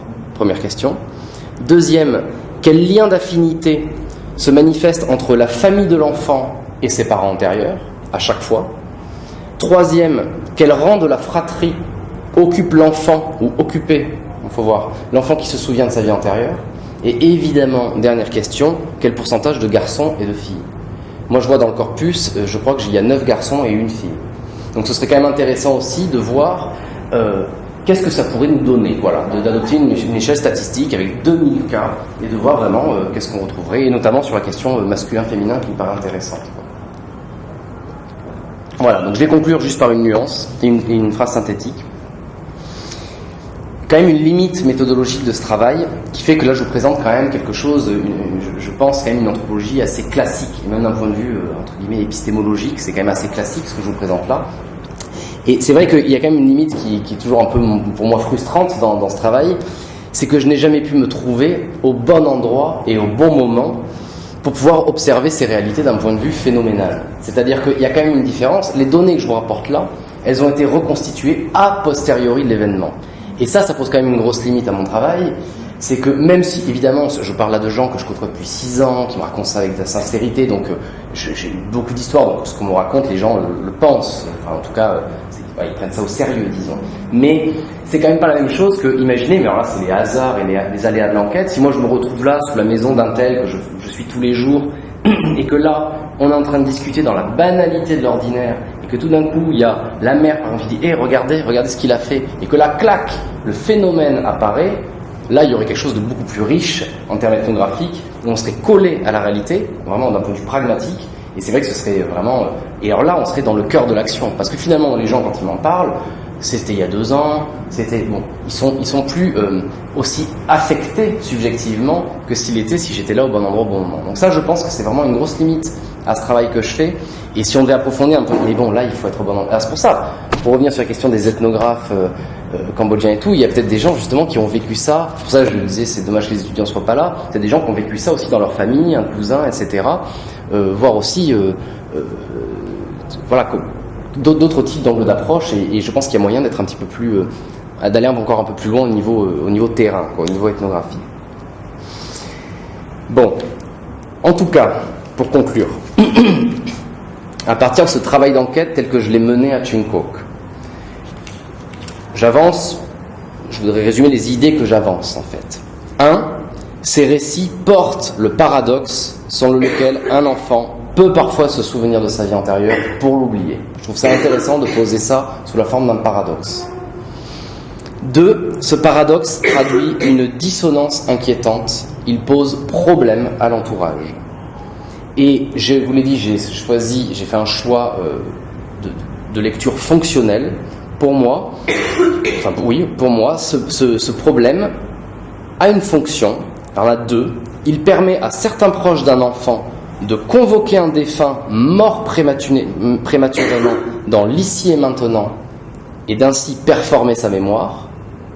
C'est le premier point que je défends. Et 2, il permet aussi de nouer ou renforcer un partenariat avec tact. Donc voilà les 2 propos que je voudrais défendre ici. D'où en fait le titre qui est « Ces enfants qui se souviennent de leur vie antérieure », convocation de certains défunts, et c'est le certain qui est peut-être important, et nouage de partenariat. Donc voilà pourquoi j'avais donné ce titre. Voilà. Je vous remercie. 7h30, c'est moi aussi. Merci beaucoup. Est-ce qu'il y a des questions? Moi, j'ai une question. En fait, les gens en parlent de ces histoires, mais parallèlement, l'enfant doit oublier cette histoire. Donc alors, du coup, ils en parlent à l'insu de l'enfant. Ben justement, c'est ça qui est assez paradoxal, et ce qui fait qu'à mon avis, les enfants n'ont pas grand-chose à avoir dans cette histoire. C'est que par exemple, le père qui me dit May s'en souvient, mais on ne lui dit pas. Mais il a entendu 200 fois qu'il était, voilà, ou en tout cas, il a une autre, là sur cette situation, cet entretien enregistré, il est pas là. Mais il y a eu plein d'autres situations où j'en parlais, enfin on en parlait avec notamment sa mère. Il est là, il est dans le hamac, et moi justement j'en profite, je le chante, je fais bah alors, t'as eu intérêt, puis il est là. Enfin, ça ne m'intéresse pas beaucoup, mais c'est pour ça que je disais, si on bascule dans le champ de la psychologie, peut-être que là il y a beaucoup de choses à dire, peut-être que lui. Il a des choses vraiment personnelles. Et moi, j'ai pas réussi à aller jusque-là. Mais à mon avis, ça le passionne pas des masses, quoi. Donc en fait, ce qui est dangereux pour l'enfant, c'est de se rappeler lui-même. Mais si on lui rappelle, c'est pas dangereux. Non, ce qui est dangereux, c'est qu'il se souvienne. Oui. Voilà, c'est ça. Mais si, parce qu'on lui donne des œufs de poule à manger. N'oubliez pas cette affaire d'œufs.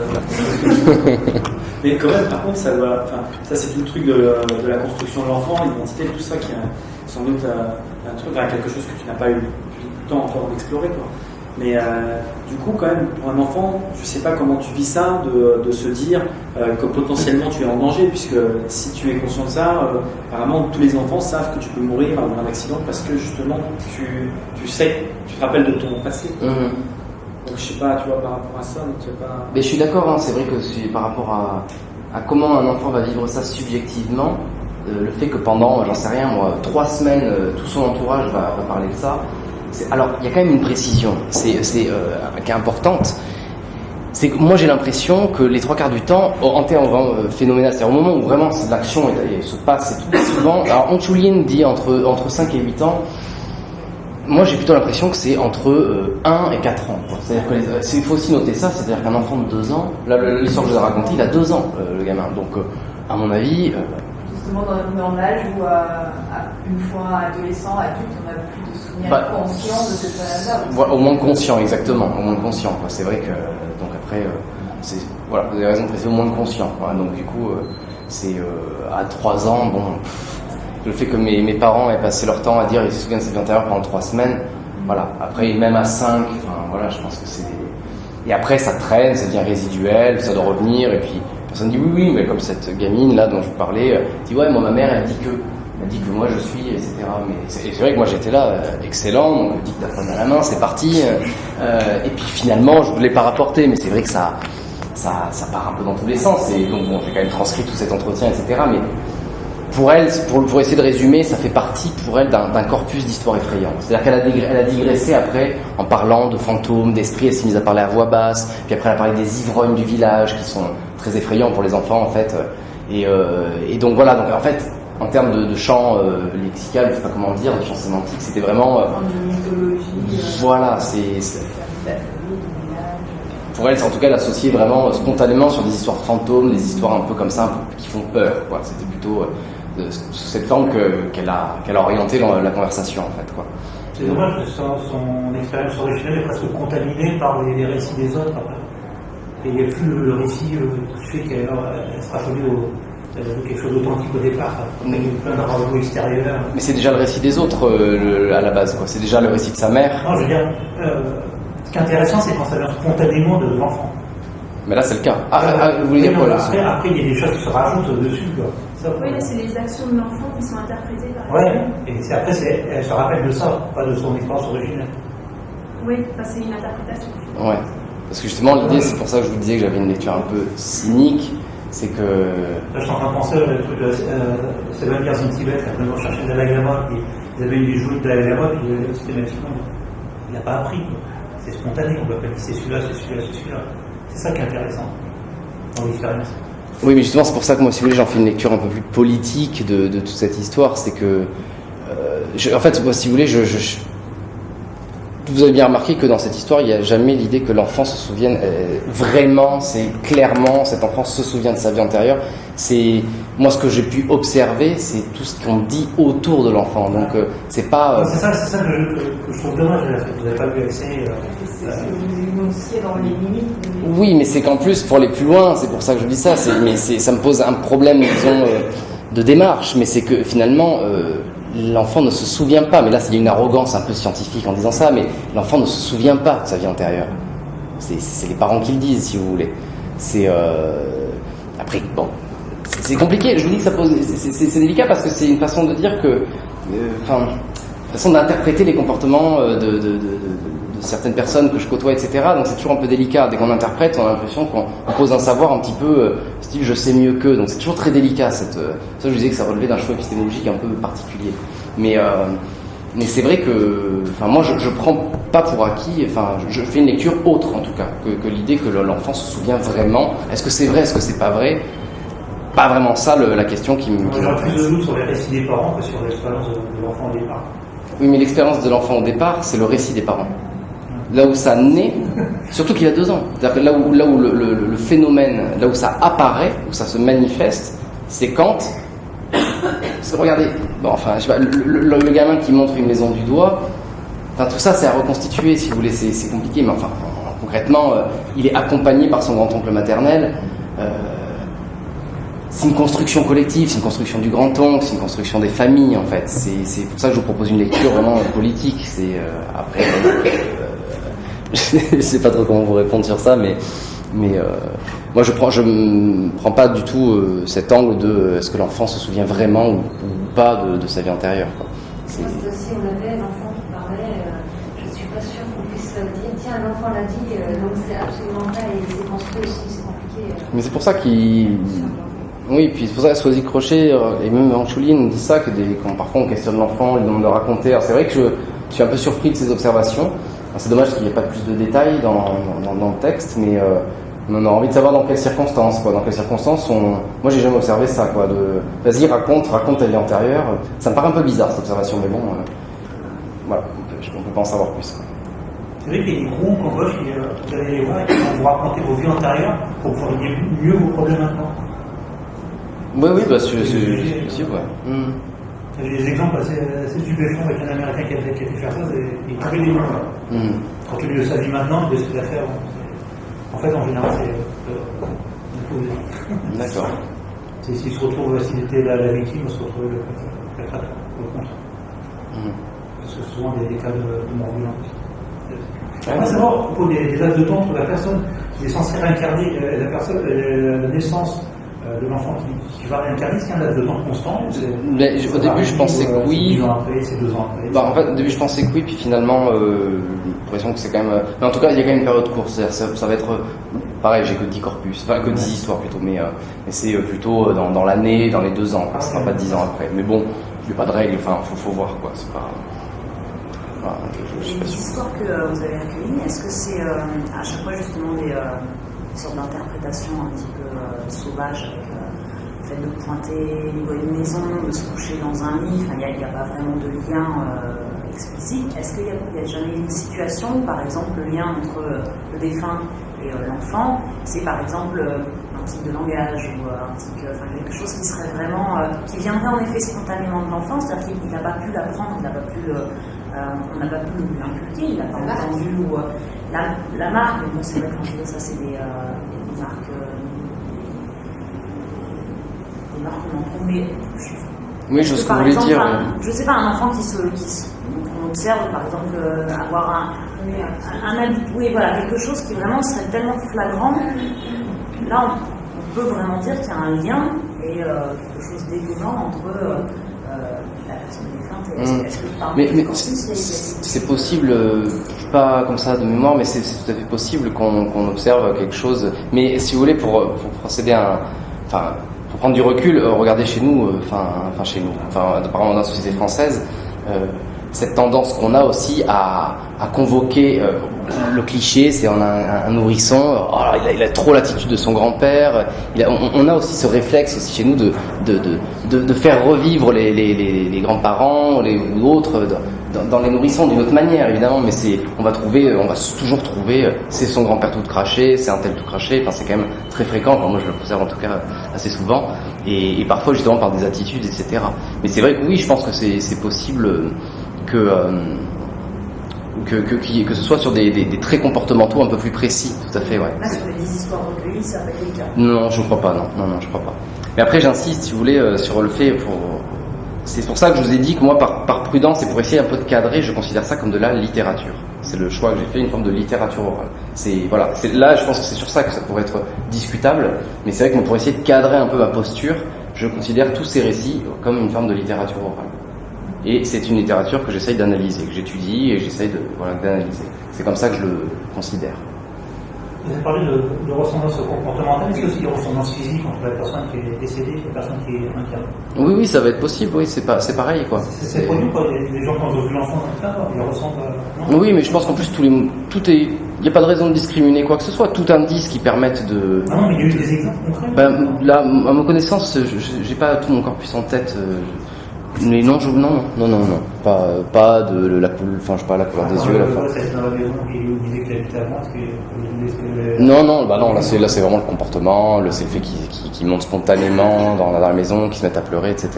Mais je vois pas pourquoi il y a aucun problème à mon avis au fait que, par exemple, j'en sais rien, déjà les taches de naissance sont là pour l'indiquer, mais ça pourrait être aussi, je sais pas moi, un bec de lièvre, la couleur des yeux, quelque chose de spécial, voilà. Physique, Mais il y a, oui, je pense qu'il y a, je vois pas ce qui l'empêcherait en fait, quoi.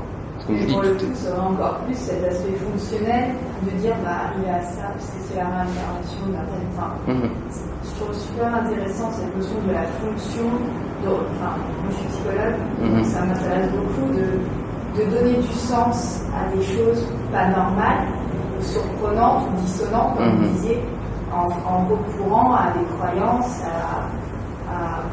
Mais tout à fait, ouais. C'est très humain de vouloir mettre du sens, expliquer des choses qui peuvent nous échapper et donc là recourir et convoquer, comme vous le décrivez, si vous l'employez là, convoquer un défunt, c'est vouloir mettre du sens là où on n'en a pas et ça peut nous angoisser. Mon enfant est mort en sous-voyance, c'est injuste, c'est pas normal, c'est douloureux, c'est normal, on l'explique. Oui, mais c'était la réincarnation d'un tel, où il s'est souvenu de ce cas et ça l'a donc perturbé. Est-ce que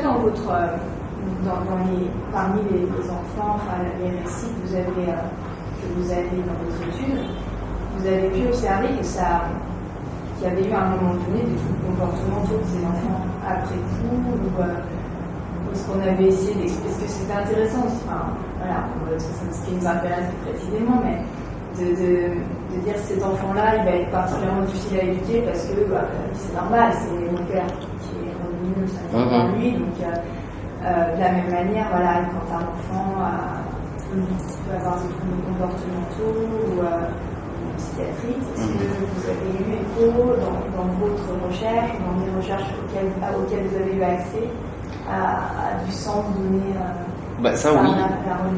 Oui, mais pas dans le sens. Ça, je sais pas. Je ne saurais pas vous répondre sur. Au début, je comprenais votre question comme des troubles postérieurs à l'histoire du souvenir. Donc, en tout cas, comme vous avez dit qu'elles étaient rapportées a posteriori. Oui.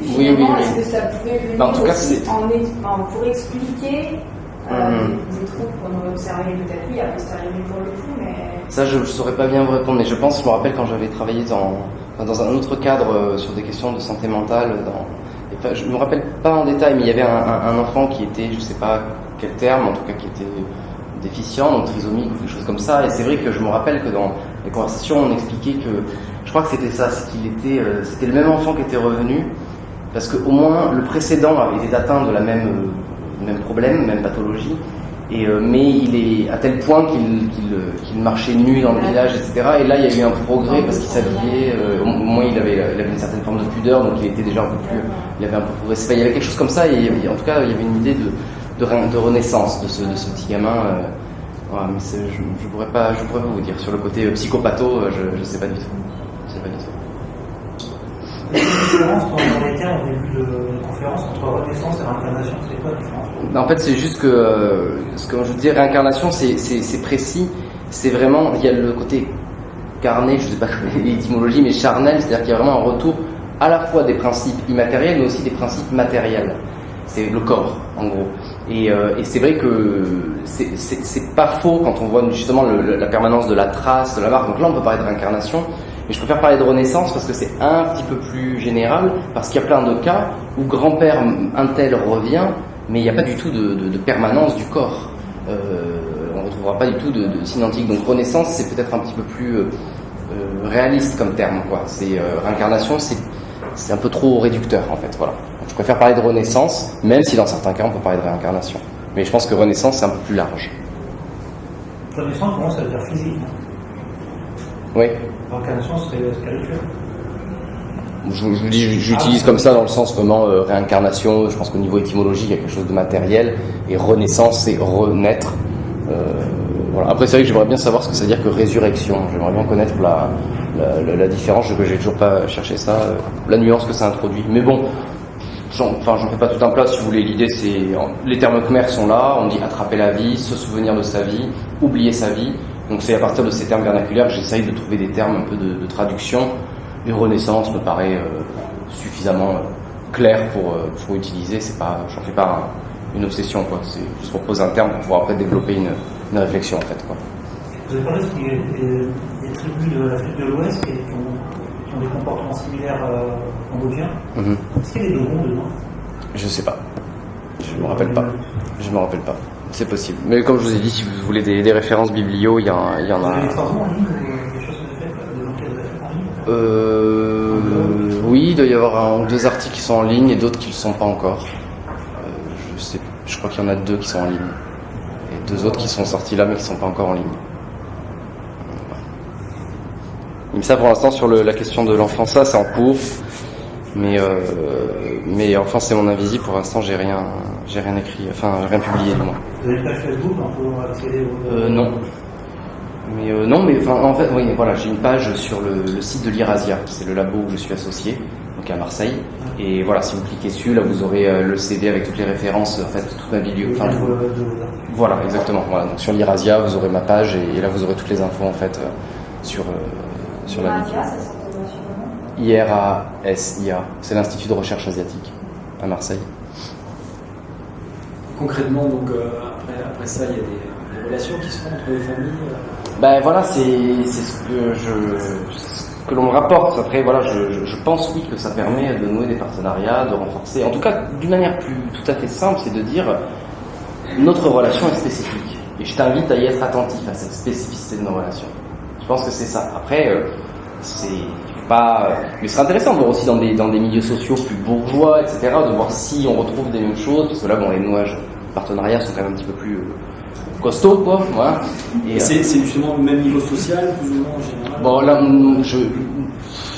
je saurais pas dire en termes de différence au sein du village, mais ce qui est clair, c'est que là, on est quand même sur une paysannerie cambodgienne, khmer, de culture de saison, voilà, assez typique. Donc voilà, c'est plutôt le monde paysan. Donc c'est un peu... Voilà, donc après c'est pas en trop, on prend son enfant, on l'amène chez les riches du coin et puis on dit ouais, tu vois, c'est trop fini. Il a reconnu la maison. Ça se tente, hein, il ne tente rien à rien, encore. Je suis pas sûr que ça qu'il y ait du répondant. À partir du moment où justement c'est un phénomène qui implique quand même des conséquences éventuellement funestes, la perte de cette personne noyade il y a une dimension négative, avec une crainte, et en même temps, il y a une dimension positive avec un partenariat, un renforcement d'un lien avec une personne chère qui est recherchée. Finalement, de manière générale, les gens ont quelle attitude? Est-ce que c'est tabou? Est-ce qu'au contraire, on voit ça comme quelque chose...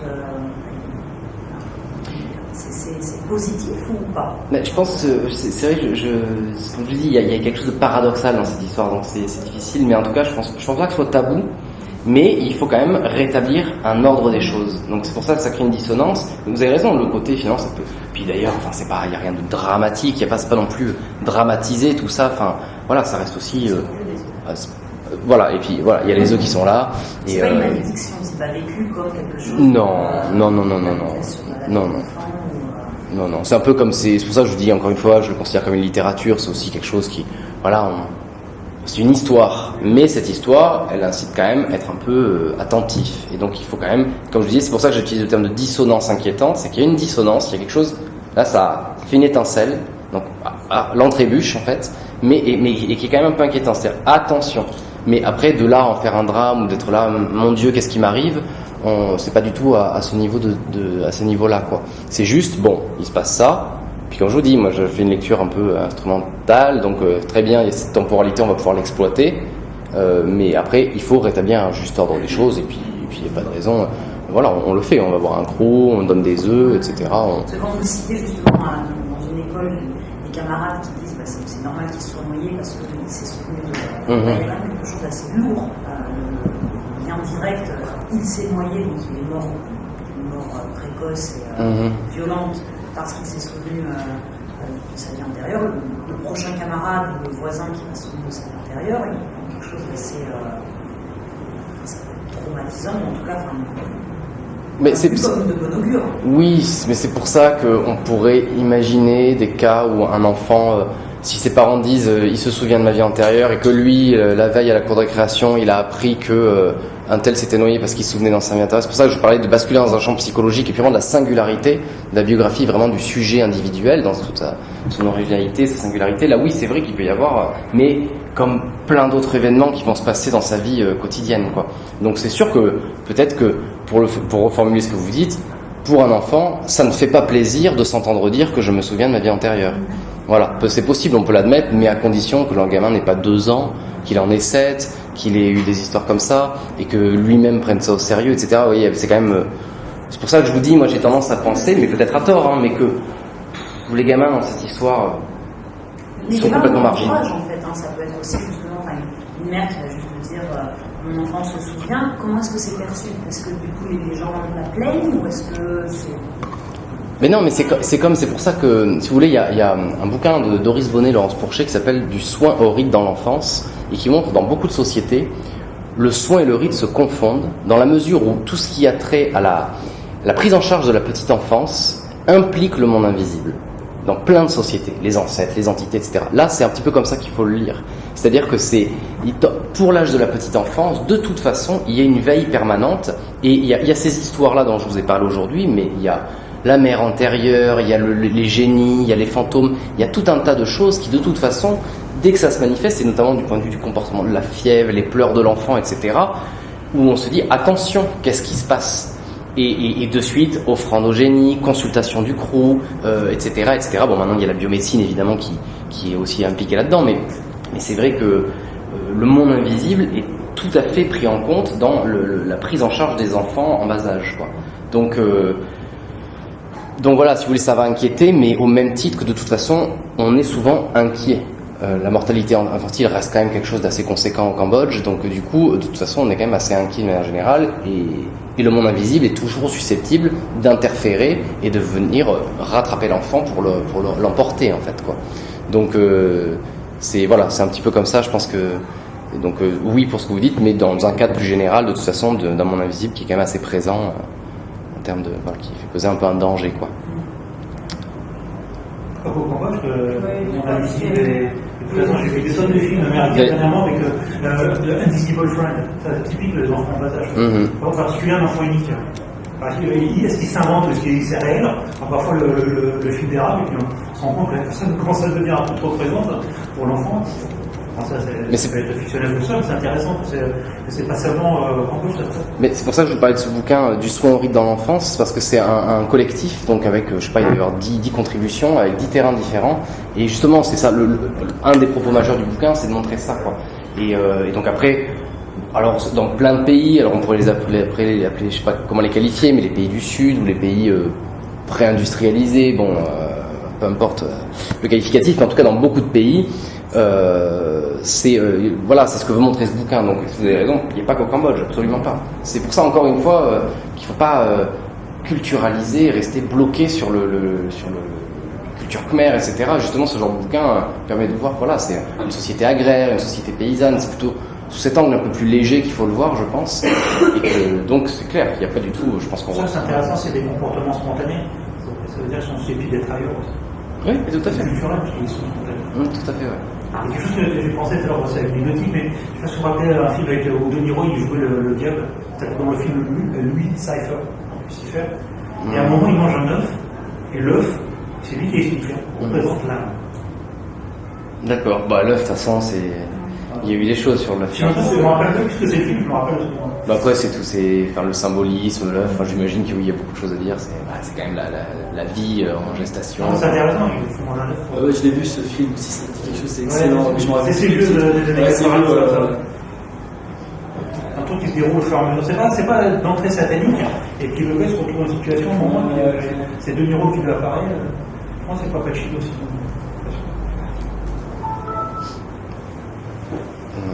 Ouais, non, mais c'est vrai que c'est marrant, les œufs non fécondés, ouais, c'est assez courant. Après, pareil, hein, c'est ce qui revient le plus souvent, mais c'est pareil, c'est pas.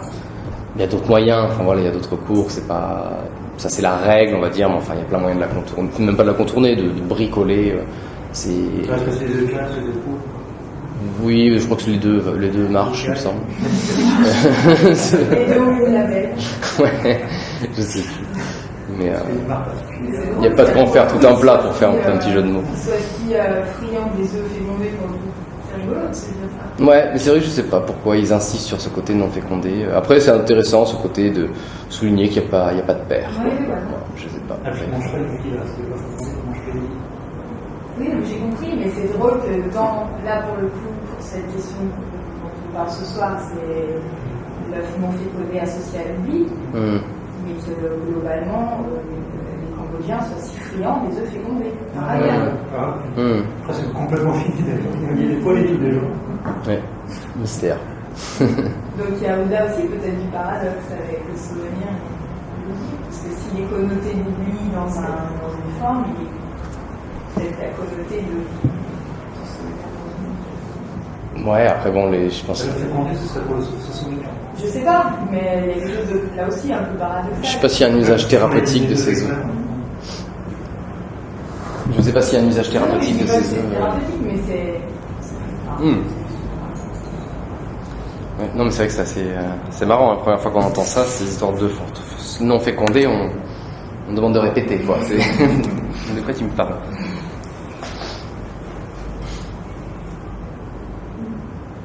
Parce que Angel Art Ah oui, Angel Art. Je l'aurais retrouvé avec Ayadi. Ouais, vas-y, justement. Le nom du caractère, je me rappelle plus si les jeux dans les je pense qu'il est pas